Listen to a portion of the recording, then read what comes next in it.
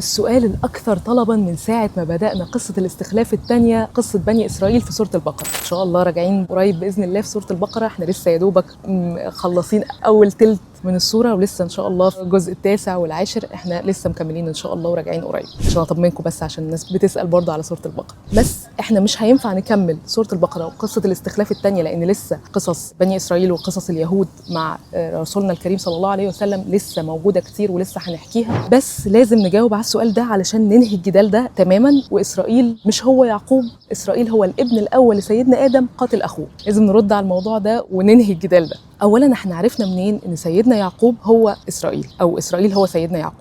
احنا اتفقنا قبل كده ان اي معلومه في قصه يا بتيجي في القران واضحه وصريحه، يا بتكون المعلومه موجوده في حديث صحيح واضح باسانيد من رسولنا الكريم صلى الله عليه وسلم، موجوده في كتب السيره النبويه او في كتب التفاسير. المفسرين بيجمعوها وعاشوا عمرهم كله يدرسوا ويتفقهوا ويجمعوا المعلومات دي بالاسانيد الصحيحه من الصحابه والتابعين. اولا مفيش أي خلاف بين المفسرين كلهم على إن إسرائيل هو سيدنا يعقوب ابن سيدنا إسحاق ابن أبونا وسيدنا إبراهيم عليهم السلام جميعا، وده بدليل الآيات القرآنية والسنة وأقوال أشهر الصحابة والمفسرين. هديكم مثال بسيط جدا من الآية 93 من سورة آل عمران، لما ربنا سبحانه وتعالى أنزل الآية دي رد على اليهود وتكذيب ليهم لما قالوا إن ربنا سبحانه وتعالى حرم علينا أكل الطعام ده اللي هو لحم الإبل أو الغنم علشان كان محرمه على أبونا سيدنا يعقوب عليه السلام، فإحنا ما بقيناش بناكله. وهو فعلا كان محرم عليهم بس كان بسبب بغيهم وذنوبهم، وان سيدنا يعقوب عليه السلام هو اللي حرم على نفسه اكل لحوم الابل وشرب لبنها من قبل ما تنزل التوراه اصلا،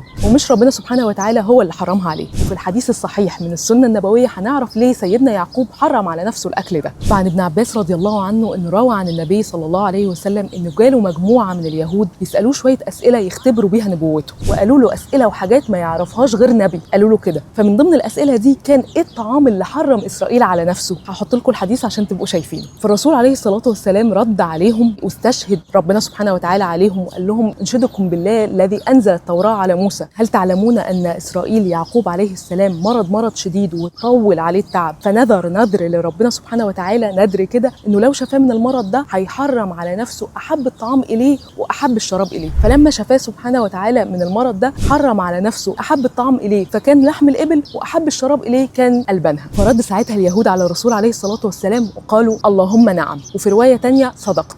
الحديث ده صحيح، موجود في صحيح الألباني والترمذي عشان التشكيك ده مش مفهوم. والإمام الطبري والمفسرين قالوا إن إسرائيل بمعنى عبد الله، معناها عبد الله وصفواته من خلقه. إسرى بمعنى عبد، وإيل اللي هو الله في لغتهم، والله أعلى وأعلم. ادعاء بقى إن إسرائيل هو الابن الأول لسيدنا آدم قاتل أخوه، جبنا الكلام ده